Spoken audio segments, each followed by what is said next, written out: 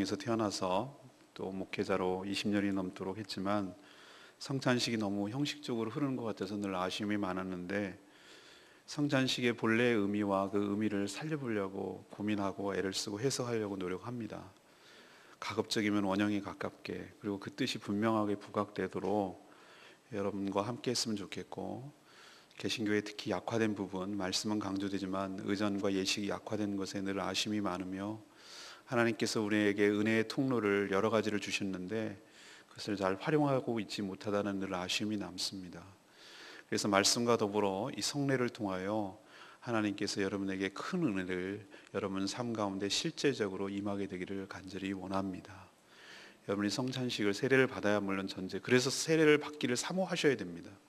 그 은혜를 받기 위해서는 세례를 받지 않으면 안 되기 때문에 이런 것을 보고 도전을 받으시고, 나도 얼른 열심히 준비하고 해서 세례를 받음으로 이 하나님께서 주시는 놀라운 은혜를 나도 동참하고 함께하기를 그래 간절히 도전받고 소망하시게 되기를 간절히 바랍니다. 우리는 천국을 묘사할 때 이 잔치에 많이 비유합니다. 비유이기도 하고 저는 실제이기도 할 거라고 생각합니다. 요한계시록에 보면은 예수님께서 마지막 천국의 모습을 혼인잔치에 비유하고 있고, 또 여러 복음서에 천국의 모형을 잔치에 비유하고 있습니다. 우리는 잔치하면 뭐죠?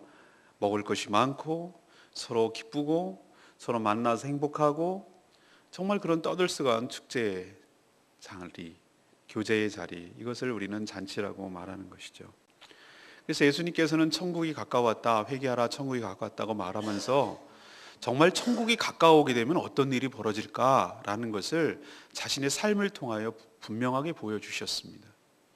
예를 들면 병든 자가 예수님을 찾아가면 질병에서 떠나가는 역사가 있었습니다. 귀신 들린 자가 찾아오면 그 귀신을 쫓아내고 그가 자유함과 치유함을 얻게 되었습니다. 심지어 죽은 자도 주님께 붙들리고 명령을 받으면 그 권세에 굴복하여, 죽음조차도 굴복하여 떠나게 되는 역사가 있게 된 줄로 압니다. 이게 바로 천국이 오면 어떤 일이 벌어질 거라는 것을 보여주시는 것이죠. 또 천국이 이런 것이다, 천국에 관한 삶의 이야기를 하셨어요. 천국 백성들은 이렇게 살아간다고 우리는 지난주 또 지지난주까지 이 팔복을 통하여, 산상수훈을 통하여 여러분이 천국 백성답게 살아가는 삶이 무엇인지에 대해서 가르쳐 주셨어요.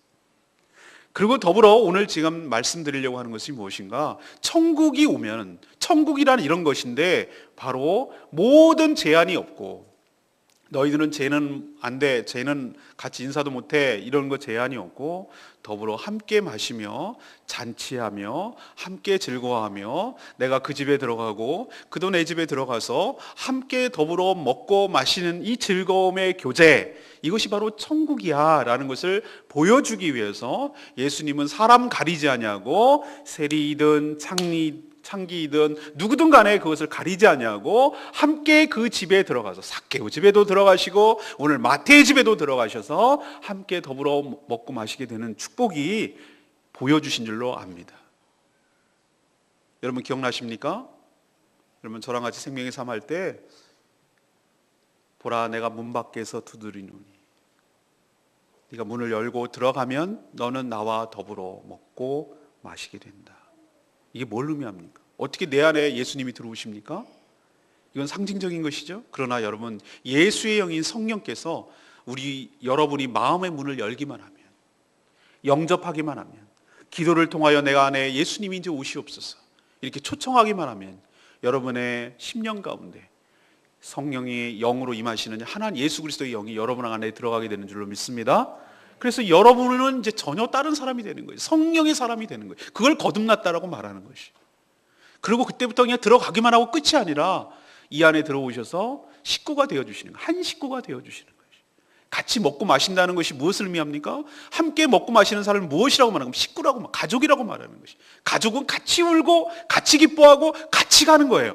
아버지가 부도나면 자녀들도 함께 어려워하는 거고, 부모가 뭐 기쁜 일 있으면은 자녀도 기쁜 거고, 자녀가 좋은 일 있으면 부모도 기쁜 거예요. 그것이 한 몸이 된다는 것을 의미하고 한 공동체가 된다는 것을 의미해요.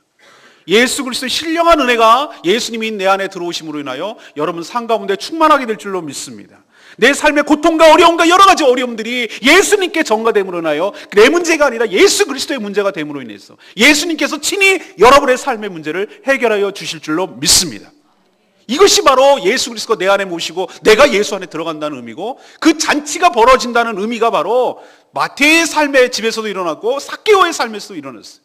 삭개오 집에 들어갈 때 그가 회개하고 변화되니까 완전 딴 사람이 되었어요. 자기의 모든 것들을 나눠줄 줄 알고 베풀 줄 알고 예수님은 선포하셔서 이 사람도 이스라엘의 자손이라. 이 얘기는 뭐냐면 이 사람도 죄인이 아니고 하나님이 택한 구원받은 자라, 그 뜻이에요. 천국은 이런 곳입니다. 오늘 예수님께서 세리 마태복음을 지은 이 직업이 세리거든요. 이 집에 들어가셔서 식탁 교제하는 것을 통해서 천국이 어떤 것인지를 미리 그림자로 예표해서 미리 보여주시는 것입니다. 자, 제가 왜 이런 장황한 설명을 합니까? 알겠어요, 목사님. 근데 왜 저는 그런 천국을 누리지를 못하죠? 근데 나는 예수 그리스도를 믿으면 천국에 산다고 지금 말씀하시는데 왜 나는 천국에 사는 것 같지가 않은 거죠? 라고 한다면 나는 마음은 지옥인데요. 여러분, 지옥이 무슨 지옥에 떨어져야 지옥이 아니라 내 마음에 가둬버리면, 내 마음의 감옥 속에 들어가면, 내 마음이 지옥까지 살면 내 삶은 지옥인 것이에요. 그러나 내 환경과 상황이 어떨지 모르지만 내가 주님과 더불어 정말 행복하게 산다면 그것이 어떤 상황이든, 그 조건이 어떤 조건이든 그건 문제가 되지 않고 이미 나는 천국에 사는 줄로 믿습니다. 미리 결론부터 말씀드릴까요? 천국과 지옥은 죽어서 가는 것 아니에요. 이 땅에서 천국을 누리다가 저쪽으로 옮겨가는 것 뿐입니다. 이 땅에서 지옥을 경험하다가 지옥으로 가는 것 뿐이에요. 여러분, 천국은 죽어서 간다는 이 고정관념을 깨세요. 이미 예수 그리스도를 믿으면 천국이 시작된 줄로 믿습니다. 예수님께서 왜 빈말로 천국이 가까웠다라고 말하겠어요? 천국이 가까웠다고 말하는 것이 뭐겠습니까? 이렇게 2000년의 갭이 있는데 어떻게 천국이 가까웠다고 말할 수 있겠어요? 그런 의미가 아니에요. 예수 그리스도를 영접하면 이미 천국으로 시작된 줄로 믿습니다. 그러나 예수 그리스도를 여전히 거부하고 여전히 그 말대로 순종하지 않으면 이미 지옥에 계속 사는 거예요. 세상 사람들 보십시오. 사는 게 아니라고 말하잖아요. 지옥 같다고 말하잖아요. 맞아요. 실제가 지옥이에요. 근데 진정으로 예수 그리스도를 믿는 사람 보십시오. 그 조건은 하나도 지옥 같은데 사는 건 행복하다고 말하잖아요. 천국에 사는 거잖아요.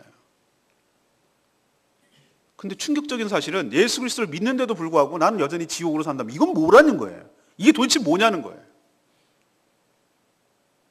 여러분에게 도전하면서 오늘 해답을 얻기를 바라는 것은 이 질문입니다. 왜 나는 천국을 누리지 못할까? 뒤집어 얘기하면 그럼 나는 어떻게 하면 천국을 누리며 살 수 있을까? 지금부터. 죽어서 아니고 지금부터 어떻게 하면 천국을 누리게 될까? 그 얘기에 대한 하나님의 명쾌한 대답을 들으시고 제가 바라기는 이 말씀을 들으신 후에 나도 지금부터 이제부터라도 천국을 누리며 살기를 원하게 되는, 그리고 실제로 누리게 되는 그런 축복이 여러분 삶 가운데 있게 되기를 간절히 축원합니다. 첫 번째, 어떻게 천국을 누리는가? 주님의 부르심에 결단하고 순종해야 합니다. 그래야 여러분 천국을 누릴 수 있습니다. 그걸 어떻게, 무슨 근거로 그렇게 말씀하십니까? 세리 마태를 예수님께서 어떻게 부르시고 세리 마태가 예수님의 부르심에 어떻게 응답했는지를 보고 말씀을 드리는 거예요.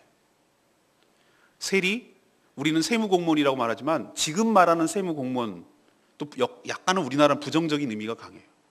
그러나 예수님 당시의 세리는 굉장히 부정적인 의미고 죄인의 대명사였어요. 매국노죠. 로마의 앞잡이이죠. 분명히 혈통은 유대인이면서 동족의 피를 빠는 거죠.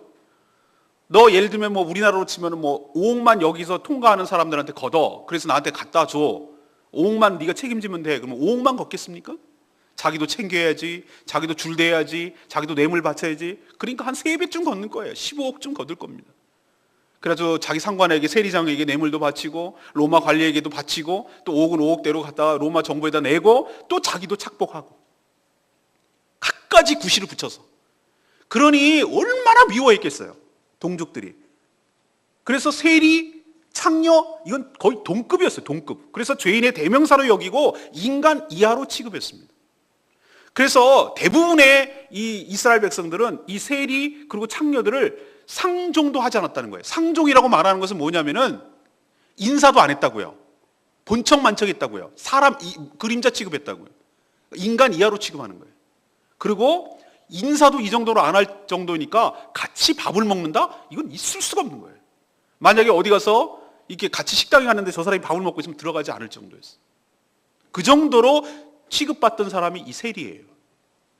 근데 예수님께서 지나가시다가 세관에 앉은 세리 마태를 보시고 부르세요. 너는 나를 따르라. 내 제자가 되라. 이렇게 말씀하시는 거예요. 예수님이 이분이 모르시나? 사람 볼 줄 모르나? 어떻게 저런 인간 부류의 사람들을 갖다가 제자로 부르시냐 말이에요. 이건 예수님 좀 이상하네. 근데 예수님은 사람 가리지 않으세요. 여러분 명심하십시오. 우리도 세리와 비슷해요. 세리라는 의미가 아니라 우리가 그렇게 살았어요. 누가 뭐라든 간에 나는 돈이면 최고야. 지네 돈 없으니까 저렇게 그러는 거야. 이런 식으로 비굴하게 살아도 뭐 나는 개처럼 벌어서 정승처럼 쓰면 돼. 뭐 이러면서 인생을 지금까지 살아왔어요. 남들이 뭐라고 욕을 하건 그거 뭐 개나 저버려 이러면서 뭐 자기 하나 자존심 살려가면서 지금까지 살아왔어요. 그런데 한편으로 굉장히 그 씁쓸함과 허전함과 공허함이 남아있어요. 인정받지 못하는 것에 대한 갈망, 아쉬움, 사람 대접받지 못하는 것에 대한 자존심 상함, 뭐 이런 것들이 갈고 있었지만 누구도 나에 대해서 사람 취급을 안 해주니 그냥 그렇게 살아온 거예요. 근데 예수님께서 나에게 오시더니만 너는 나를 따르라. 나를 불러주시는 거예요. 사람 대접해 주시는 거예요. 사람으로 불러주시는 거예요. 그거 더구나 그냥 구원만 해주시는 것이 아니라 제자가 되라고 말하는 거예요. 이런 예수님의 놀라운 파격적인 선택, 그리고 제자로 나아가서 사도로 삼아주시는 이 놀라운 미션, 소명, 사명, 이것을 주신 것에 대해서 마태는 굉장히 감격했어요. 그리고 마태는 즉각적으로 반응하고 즉각적으로 순종하고 즉각적으로 일어나서 예수님을 따랐어요. 우리는 이 한 줄, 9절에 나오죠. 예수께서 그곳을 떠나 지나가시다가 마태라는 사람이 세관에 앉아 있는 것을 보시고 이르시되 나를 따르라 하니니 일어나 따르니라. 이 간단한 구절이 여러분 있지만 저는 이 안에 파고들고 또 생각해보고 또 생각해봤는데 이 마태의 순종과 결단이 대단하게 느껴져요. 저는. 여러분 한번 생각해 보십시오. 이 마태가 이런 결단을 내리기가 그렇게 쉬웠겠습니까? 일어나서 예수님을 따른다는 게 뭘 의미하는지 그가 더 잘 알았을 거 아니에요. 여러분도 알잖아요. 그게 뭘 의미하는지. 이거는요, 세리 직업을 버리는, 단순히 직업을 버린다는 것을 의미하는 것이 아니라 자기의 생계를 버린다는 얘기고 자기 인생을 놓는다는 얘기고 다 포기한다는 의미예요. 자기가 살아왔던, 지금까지 쌓아왔던 모든 것들을 다 내려놓고 이제는 주님을 따르겠다는 의미예요. 이게 쉽습니까? 여러분 쉽지 않아요. 예수님을 따라하려고 했던 수많은 사람들이 우리가 지지난주에 묵상했듯이 여러 제자들이 따라왔어요. 어떤 서기관, 이 사람도 서기관도 대단한 사람이에요. 서기관이 알다시피 바리새인과 거의 동급이라서 예수님 시비나 걸고 뭐 꼬치꼬치 따지기를 좋아하고 이런 부류의 사람이잖아요. 근데 그 서기관이 예수님께 와서 내가 제자가 되겠습니다라고 말하고 뭐라고 그래? 주님이 어디를 가든지 내가 따르겠습니다. 이 대단한 결단이잖아요. 근데 예수님이 뭐라고 했어요? 이 사람은 거절했어요. 제가 보기에는. 야, 여우도 굴이 있고 새도 둥지가 있는데 나는 인자는 머리 둘 곳도 없다. 다시 말해서 나는 어디 하나 발 뻗고 잘 데도 없이 노숙 생활해야 되고 그런데 너 따라오겠니? 이 말의 의미는 넌 지금 기분 따라 움직이고 있다는 거예요. 기분 따라. 내가 막 우욱하고 좋고 좋으면 막 내가 뭐든지 할 수 있을 것 같아.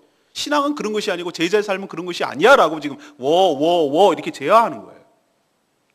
또 다른 제자가 있었어요. 예수님을 따르는 제자인데 이렇게 얘기하는 거예요. 제가 아버지 장례를 치르고 와서 따르겠습니다. 아버지가 죽었다는 뜻이 아니에요.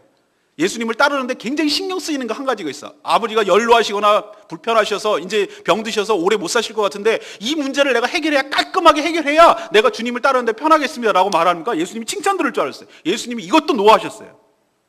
죽은 자가 죽은 자를 장사 지내게 해라. 다시 말해서 죽은 자가, 앞에 말하는 죽은 자는 영원히 죽은 자가 육체를 죽은 자를 장사하게 하고 너는 나를 따르라 그러셨어요. 여러분, 제자가 된다는 삶은 이렇게 어렵고 힘든 거예요. 뭐가 걸리고 뭐 때문에 안 돼요. 기분 따라 해서도 안 되고 내가 삶의 우선순위에서도 밀려서도 안 되고 주님보다 더 앞세우거나 우선순위가 있어야 되는 것도 안 되는 거예요. 이건 예수님을 따르는데 방해가 되는 거예요. 그런데 이런 모든 장애물을 꺾고 일어서고 세리 마태는 예수님한테 그 반응에, 그 부르심에 즉각적으로 일어나서 예수님을 따른 줄로 믿습니다. 이래서 자기 집을 개방하고 예수님을 초청하고 더불어 함께 먹고 마시는 천국기 시작된 줄로 믿습니다. 자, 만약이라고 해봅시다. 예수님이 세리마태를 불렀어요. 넌 나를 따라라. 예수님이 불렀어요. 인간 같지 않은 사람에게 찾아와서, 나 같은 자에게 찾아와서, 세리 같은 나에게 찾아와서 너 이제 그 생활 청산하고 나를 따르라고 그럴 때 여러분 어떻게 하시겠습니까? 잠깐만요. 좀 시간을 주세요. 좀 생각 좀 해보고요. 대부분 이렇게 하지 않겠습니까? 아니면 딴 데 가서 알아보세요. 내가 지금 이거 내가 이 자리를 구축하기 위해서 내가 얼마나 많은 노력을 했는데 이걸 놓으라고요? 천만의 말씀. 난 그렇게 못한다고. 잘못 보셨다고 살아.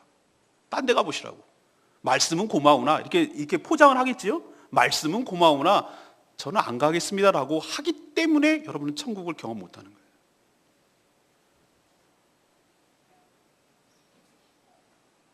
제가 원카드 얘기를 했습니다. 저는 카드 놀이는 할 줄 모릅니다만 한 장씩 돌아가면서 칼을 하나씩 내놔야 돼. 근데 내가 갖고 있는 패가 너무 좋아. 이걸 내려놓으면 내가 이 게임에서 질 것 같아. 그래서 마지막까지 꼭 쥐고 눈치를 보면서 못 내려놓는 그 원카드, 그것이 여러분의 우상이고 그것이 여러분의 하나님이고 그것 때문에 천국을 경험하지 못합니다. 이거 내려놓으면 내 인생이 파산될 것 같고 이거 내려오면 내 인생이 끝날 것 같은 그 하나님 그걸 요구하세요. 세리 마태에게 뭘 원하냐면 그 원카드를 요구하셨어요. 너의 그 직업을 내려놓아 그것만 내려놓을 수만 있다면, 그거를 내려놓고 주님을 따를 수 있다면 천국을 경험할 수 있는데 얘한테 묻는 거예요. 결단을 촉구하는 거예요. 얘가 그것을 내려놓을 수 있는가 못 내려놓는가 그걸 지금 보시는 거예요. 근데 세리 마태는 그거를 내려놓고 일어서서 주님을 따랐기 때문에 주님의 제자가 되었고 주님과 더불어 먹고 마시는 천국의 삶이 시작된 줄로 믿습니다. 여러분에게 권면합니다. 원카드 내려놓으세요. 아직도 주저주저 하고 있는 것, 주님을 온전히 따르지 못하게 하는 그것, 여러분에게는 다 각자가 다 있는데 세리 마태에게는 세리가 그거였어요. 근데 그걸 내려놨어요. 근데 여러분에게도 각자 다 뭐 하나씩 있는데 그거 내려놓지 못하면, 주님 따르지 못하면, 그것 때문에 장애물이 돼서 그걸 놓지 못해서 주님을 따르지 못한다면 여러분의 삶에는 주님과 더불어 먹고 마시는 제자의 삶, 천국의 삶은 일어날 수가 없어요. 그래서 나는 여전히 지옥 가운데 사는 거예요. 여러분도 세리 마태처럼 전적으로 다 내려놓고 주님을 따름으로, 주님께 결단하고 순종하고 따름으로 주님과 더불어 먹고 마시는 천국의 삶이 시작되기를 간절히 축원합니다. 두 번째 얘기는 무엇입니까? 주님의 마음으로 다른 사람을 대해야 된다는 거예요. 그래야 천국을 경험한다는 거예요. 이건 또 뭐에 근거합니까? 세리마태의 집에 찾아온 수많은 죄인들을, 수많은 병자들을 대하신 예수님의 마음을 보고 말씀을 드리는 겁니다. 바리새인들은 뭐라고 얘기하는 줄 아십니까? 세리와 같이 식탁 교제를 하고 밥을 먹는 이 예수님과 예수님의 제자들에 대해서 막 마구 비난했어요. 사람 볼 줄 모른다. 어떻게 저런 인간의 부류와 함께 밥을 먹냐. 당시 통념이 그랬으니까. 근데 예수님께서 그 소리를 들으시고 비유로 깨우쳐 주십니다. 뭐라고 비유를 하셨죠? 자, 생각해봐라. 의원, 다시 말해서 의사는 병든 자에게 소용이 있고 쓸데있고 건강한 자에게는 소용이 없다. 이 얘기는 무엇이죠? 그리고 나는 병든 자를 고치기 위한 의사로서 지금 있는 것이다. 그 얘기거든요. 여기서의 병든 자는 무엇을 의미합니까? 바로 죄인을 의미하는 것이에요. 건강하다고 말하는 것은 무엇이죠? 사실은 건강하지 않은데 건강하다고 착각하는, 의롭다고 여기는 바리새인들을 지칭하는 말이죠. 그래서 깨우치려고 이 비유를 이야기하시는 것이죠. 바리새인요, 실제로는 완전히 이 정신과 영혼이 썩었죠. 교만이 하늘을 차고 있지요. 나는 예수님 필요 없다는 얘기잖아요. 자기는 건강한 척 하지만 사실은 심각하게 병들어 있는, 자신을 볼 줄 모르는, 어쩌면은 자기가 의인이라고 생각하는, 건강하다고 생각하는, 그래서 의인으로 의사로 오신 예수님을 필요 없다고 생각하는 그런 착각에 빠져 있는 거라는 것을 깨우쳐주기 위해서 이 얘기를 했는데 못 알아들어요, 이 얘기를. 그러면서 예수님이 호세아 6장 6절의 말씀을 인용해서 이렇게 말씀하십니다. 내가, 하나님이 제사를 원하지 않고 긍휼을 원한다는 것이 무슨 뜻인지 넌 가서 더 배우고 와라, 이렇게 말씀하셨어요. 하나님 아버지의 마음이 무엇인지를 너네들은 좀 더 깨우치고 와라. 너희들은 지금 하나님의 마음을 제한하고 있다는 거예요. 하나님의 마음이 뭔지를 모르고 있다는 거예요.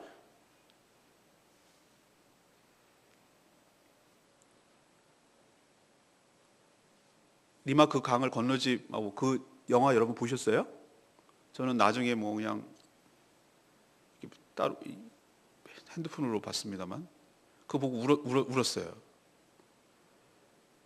근데 어느 장면에서 울었냐면은 그 할아버지 할머니가 잔치가 이제 열렸는데 생일 잔치 같아 케이크도 하고 그러는데 꼭 보면은 장례식이나 무슨 좋은 일 있으면 형제들 간에 싸우고 자녀들이 희한해 그 보면 그 더 뭐 그 자랑하라고 그래. 그런데 이제 딸이 오빠한테 막 대드는 거. 오빠 뭐 엄마한테 해준 게 아빠한테 해준 게 뭐가 있어? 병 들었을 때 뭐 했어? 그건 그리고 싸우고 또 오빠는 자존심 상해가지고 뭐 이러고 싸우는 거야 남매간에. 그런데 저는 이 영화 감독이 어디를 이렇게 클로즈업을 하냐면은 할아버지 할머니를 보는데 할아버지 그 얼굴을 이렇게 클로즈업 하더라고. 근데 할아버지가 눈물을 그렁그렁하고 우시려고 그러는 거야. 우는 거죠, 우는 거야. 그 아버지죠. 98세인가 연세가 많으신 분인데 98세 된 할아버지가 진짜 원하는 게 거창한 생일 잔치와 케이크 3단짜리 케이크를 하면 기뻐하십니까? 그런 거 없어서 밥 한 숟갈 나물에다가 밥 먹어도 좋은데 자기 자녀들이 우애 있게 지내고 그냥 싸우지 말고 잘 화목하게 지내는 걸 더 바라시는 건 아니겠어요? 그 자녀들은 지금 불효를 하고 행하는 거예요. 아무리 모여갖고 멋있는 거 잔치해주고 맛있는 거 해주면 뭐 할 건데 부모의 마음을 헤아리지 못하고 부모의 마음을 아프게 하고 그 부모의 마음에 눈물을 흘리게 하는 게 그게 무슨 짓을 하는 건지 모른다는 거예요. 바리새인요 하나님 아버지의 마음을 몰랐어요. 하나님께서 진짜 원하시는 것이 뭔지를 모르고 자기 의로움에 가득 차 있어요. 네가 아빠한테 더 잘했는데 내가 뭘 잘못했는데 이렇게 싸우는 거랑 너무 그런 의로움에 가득 차 있어요. 근데 예수님은 아버지 하나님의 마음을 있기 때문에 그렇게 인간 취급 못 받는 그 세리와 죄인들이 불쌍한 거예요. 그래서 그들에게 찾아가서 하나님의 사랑을 전하고 그들을 사람 취급해주고 사람 대우해주고 하나님의 자녀를 회복시켜 주시기 위해서 그 아버지의 마음을 가지고 지금 대하고 있다는 것인데 정작 의롭다고 생각하는 바리새인들은 이 하나님 아버지가 무엇을 원하는지 그런 마음이 없었어요. 그래서 예수님은 안타까운 마음에 하나님께서 제사는 여기서 율법, 규칙, 자기 저스티스, 의로움 이걸 의미하는데 그거를 원하지 않고 하나님은 긍휼을 원한다는 게 뭔지 좀 가서 좀 배우고 와라고 말하는 의미예요. 그래서 예수님께서 그 뒤에 쭉 병자를 고쳐주시고 귀신 들린 자를 쫓아내주시고 하는 모든 것들은 이 컴패션, 하나님의 이 제사를 원하지 않고 긍휼을 원한다는 이 말에 따라서 긍휼을 더 강조하시고 긍휼의 마음으로 그 모든 사람들을 치유하시고 고쳐주시는 그것을 보여주시고 계세요. 하나님 아버지가 어떤 마음을 가지고 여러 사람들을 대하고 있는지 그런 마음을 가지고 대할 때 천국이 여러분의 삶에 임하게 될 줄로 믿습니다. 우리는 저스티스, 의로운 게 더 강조될 때 천국이 임할 것이라고 착각하는데 NO! 예수님은 그게 아니라 긍휼의 마음, 사랑의 마음, 불쌍히 여기는 마음, 자비하는 마음이 있을 때 천국이 우리 가운데도 임하게 될 줄로 믿습니다. 우리가 왜 천국이 없냐고요? 왜 우리는 천국을 누리지 못하냐고요? 난 굉장히 의로운 것 같은데, 난 굉장히 올바르게 행하는 것 같은데 왜 이렇지? 왜 난 지옥이지? 그 이유를 알려드릴까요? 우리는 제사만 원하기 때문에, 긍휼은 없기 때문에, 아버지의 마음이 우리에게 부어지지 않았기 때문에, 그렇기 때문에 우리는 굉장히 올바르게 살아가는 것 같은데 실제로는 너무 황폐화되고 지옥같이 사는 것이에요. 예수님께서는 우리에게 그것을 가르쳐 주려고 내가 제사를 원하지 않냐고 긍휼을 원한다. 그 마음이 있어야 네 마음에 천국이 시작되는 것이야. 너도 이것을 같이 기뻐하고 즐거워할 수가 있는 것이야. 이렇게 말하고 있다는 거 여러분 착안하시길 바랍니다. 전 찬송가 중에 이 가사가 어떨 때는 이렇게 마음이 울림이 있을 때가 있어요. 예수 사랑하심은 성경에 써있는 그 찬양 있죠? 그 가사 몇 절인지 3절인가 4절인가 이런 얘기가 있어요. 내가 연약할수록 더욱 귀히 여기사 높은 보좌 위에서 낮은 나를 보시네. 날 사랑하신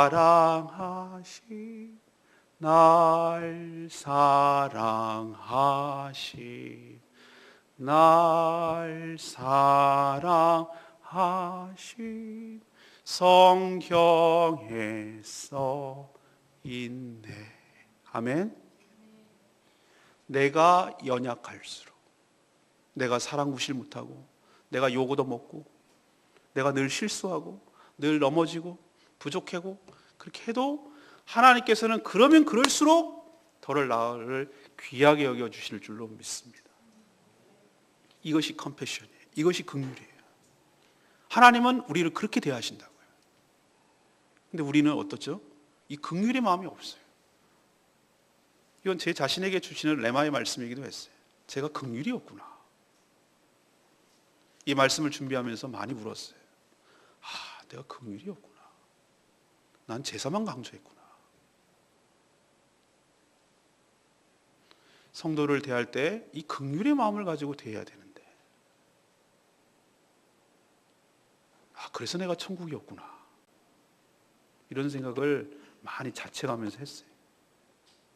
사랑하는 여러분, 예수님이 이 뒤에 12살 먹은 여자아이를 고쳐주는 것도 긍휼히 여기고 불쌍히 여기는 마음이 있기 때문에 친히 그 집까지 찾아가서 그 여자아이를 이렇게 세운 줄로 믿습니다.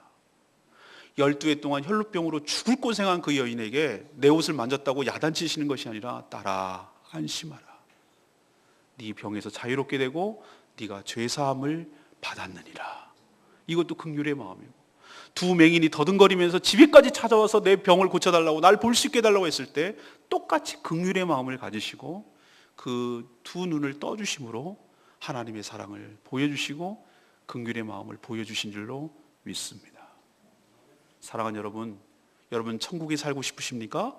그러면 제사보다, 제사라는 것은 이 제사가 아니에요. 제사의 마음이라는 것은 율법과 규칙과 자기 의로움에 빠져 있는 것을 제사라고 표현하는 거예요.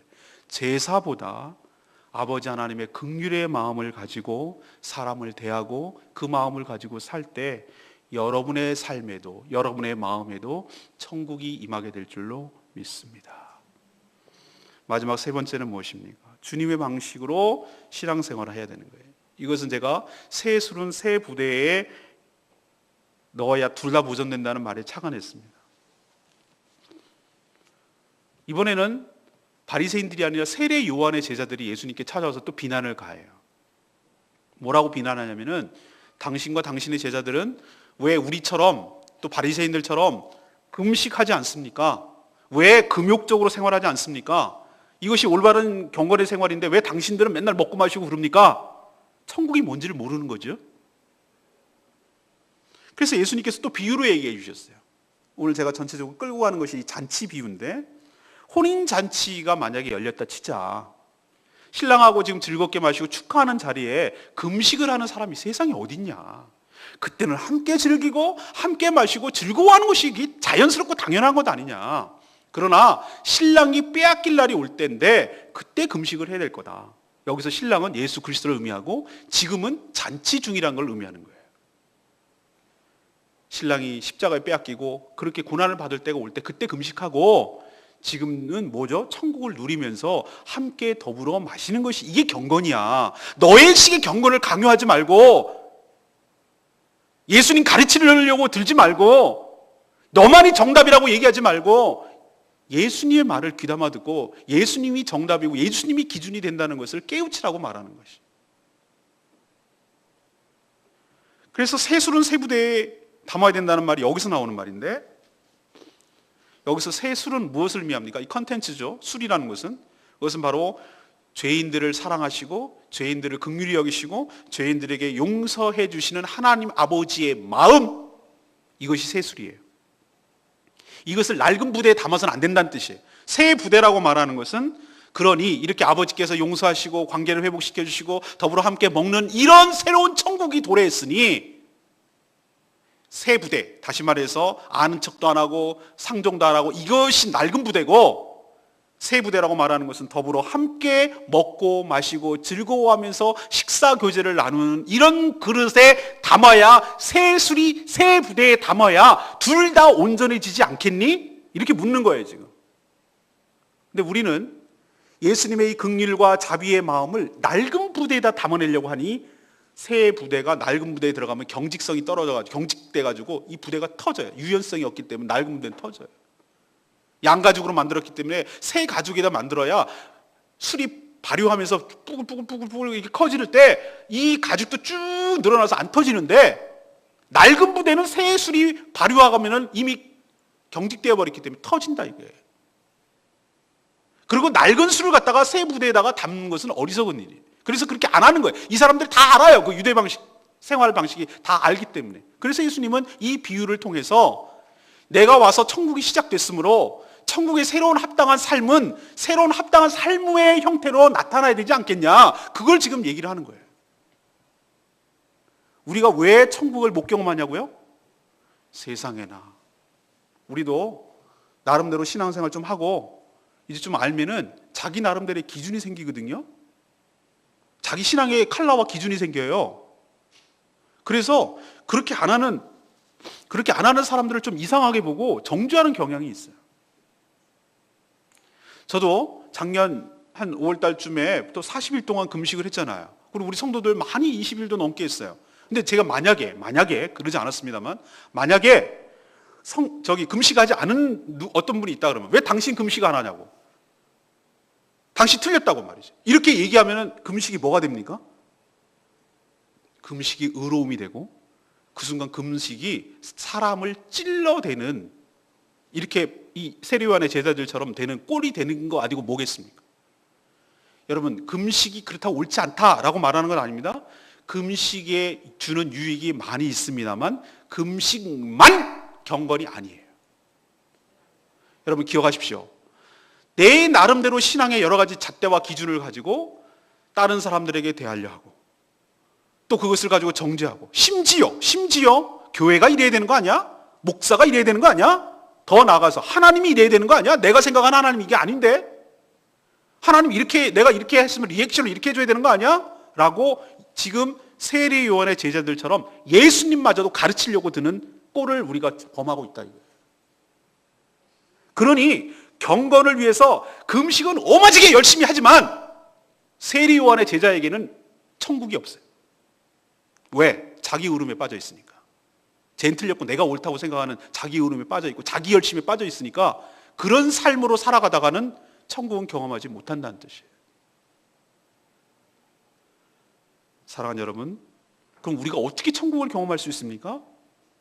우리의 기준, 삶의 기준, 신앙의 기준은 내가 아니라 예수님이 기준인 줄로 믿습니다. 내가 아니라 하나님의 말씀이 기준이 되어야 될 줄로 믿습니다. 두 가지가 충돌할 때 뭘 내려놔야 됩니까? 내가 내려놔야 됩니다. 내 감정 내려놓고, 내 판단 내려놓고, 내 생각 내려놓고, 내 느낌, 내 기준 내려놓고, 주님이 뭐라고 하시는지 주님의 말씀을 듣고 그 말씀의 기준에 합당하도록 맞추고, 자기가 포기하고 자기가 꺾고 자기가 고집 부리지 말고 하나님의 뜻에 부합하도록 살 때 비로소 나에게도 천국이 찾아오게 될 줄로 믿습니다. 그러나 여전히 금식이 올바라요, 당신 틀렸어요, 죄인들하고 그렇게 머시는 거 그거는 천국이 아니에요 라고 가르치려고만 든다면 그의 삶에는 전혀 천국이 임하지 않을 것입니다. 사랑하는 여러분, 주님의 뜻에 순종함으로 여러분도 여러분의 삶과 여러분 마음 가운데 천국이 임하게 되기를 간절히 축원합니다. 결론적으로 말씀드리죠. 천국이요? 죽어서 곧 가는 곳 아니라고 그랬죠? 지옥도 마찬가지고요. 이미 천국은 시작됐어요. 예수님이 오심으로 인해서 천국은 시작됐습니다. 예수님을 받아들이고 예수님의 삶의 방식대로 살아가고 순종하는 자는 이미 천국의 삶일 줄로 믿습니다. 주님과 더불어 함께 먹고 마시고, 주님이 사랑하는 지체들, 성도들과 함께 마시고 먹고 놀고 즐기고, 이미 천국에서 하는 거예요. 그러나 이 바리새인들처럼 또 세례 요한의 제자들처럼 여전히 자기 걸 못 버리고 여전히 자기가 방식을 고집하고 자기 생각을 내려놓지 못할 때 우리는 여전히 예수님이 가까이 왔음에도 불구하고, 천국이 내 근처까지 왔음에도 불구하고 나는 어이없게도 천국을 실제적으로 누리지 못하고 지옥 가운데서 살아가는 모습을 띌 것입니다. 다시 한번 말씀드릴까요? 분명히 천국은 있다고 하는데 왜 나는 천국을 못 누릴까? 오늘 세 가지 말씀드렸어요. 마태처럼 주님의 부르심에 결단하고 순종할 때, 원카드를 내려놓을 때, 내 거를 내려놓고 주님을 따를 때 여러분의 삶에도 천국이 임하게 될 줄로 믿습니다. 두 번째는 주님의 마음으로 여러 사람들을 대할 때, 긍휼, 컴패션의 마음으로 대할 때, 상대를 쳐내고 정죄하고 판단하는 것이 아니라 상대를 긍휼히 여기고 불쌍히 여기고 측은히 여기고 그렇게 여기는 마음이 있을 때 비로소 여러분 가운데도 천국이 임하게 될 줄로 믿습니다. 세 번째는 내 방식, 내 스타일, 내 컬러대로 신앙생활을 하는 것이 아니라 주님께서 무엇을 원하는지, 진정한 경건이 무엇인지, 진정한 경건이 금식이 아니라 주님과 더불어 먹고 마시는 것이 진정한 경건임을 깨닫고 그렇게 살아가게 될 때 여러분의 삶에도 저희 교회에도 풍성한 축복이, 천국 같은 축복이 있게 될 줄로 믿습니다. 저는 소망합니다. 우리 교회가 천국 같은 교회가 되기를 원해요. 무언가 얽매이는 것이 아니라 자유롭고 그리고 서로 사랑하고 서로 아끼고 더불어서 먹고 마시고 즐겁고 여기서 제주도의 생활이 너무 행복하고 즐겁고 이런 재미가 있구나. 이런 신앙생활할 때 교회 생활하는 게 이게 이거구나. 더불어 허물이 없고 자기 걸 나눠주는데도 하나 아깝지 않고 내가 몸을 내주고 내가 시간을 내주고 그런 것이 하나도 아깝지 않고 더불어서 함께 먹고 마시고 그것이 소모적이고 그 시간이 아깝다고 생각하지 않고 더불어서 함께 먹고 마시고 함께 즐기는 것이 그게 너무 즐겁고 그게 기쁘고 그게 행복하고 그래서 죽어서 천국이 아니라 바로 여기가 천국의 시작임을 실제적으로 경험하고 느끼고 누리게 되는 그런 교회가 되기를 저는 소망해요. 이 천국의 기쁨에 누구도 예외 없이 함께 다 동참해서 이것을 실제적으로 누리게 되는 여러분 되시기를 간절히 축원합니다. 마지막으로 도전하는 질문하고 마치겠습니다. 여러분 주의 부르심에 내려놓지 못하는 것이 무엇입니까? 여러분 즉각 결단하고 내려놓고 주님을 따라 일어서기를 간절히 바랍니다. 여러분 이웃을 어떤 마음으로 대하고 계십니까? 아버지 하나님의 긍휼하신 마음을 가지고 대하게 되시기를 간절히 바랍니다. 여러분 예수님마저 가르치려고 듭니까? 내가 버려야 될 낡은 신앙은 무엇입니까? 내 거 내려놓고 내 감정 내려놓고 내 기준 내려놓고 내 신앙 칼라 내려놓고 주님께서 원하시는 진정한 경건이 무엇이고 천국이 무엇인지를 알고 거기에 비난하는 것이 아니라 기쁜 마음으로 함께 동참하고 그것을 누리게 되시기를 간절히 바랍니다. 이게 천국입니다. 오늘 말씀 붙들고